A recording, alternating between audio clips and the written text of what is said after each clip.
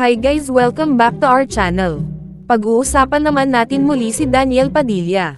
Napag-usapan nga natin ang hiwalayan ni Daniel Padilla at Catherine Bernardo. Napag-usapan din natin na madaming ang criticism si Daniel Padilla dahil sa cheating issue niya. Dumalo nga rin si Catherine Bernardo at Daniel Padilla sa AAA 2023 sa Philippine Arena, at nakatanggap nga ng criticism si Daniel dahil di umano hindi man lang daw nag-prepare sa kanyang speech.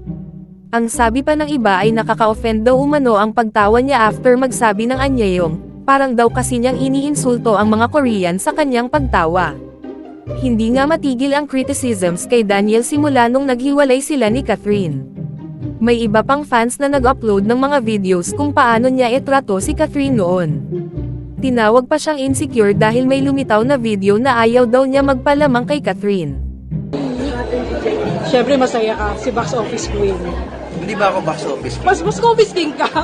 Ikaw naman. Marami naman akong box office. Oh, ayun, nagtambo na.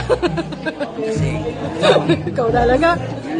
Meron ding video na lumitaw na nagpapakita kung gaano siya ka-insecure kay Alden. Nag-make face kasi si Daniel nung binanggit ni Catherine Bernardo ang success ng movie nila ni Alden na Hello Love Goodbye.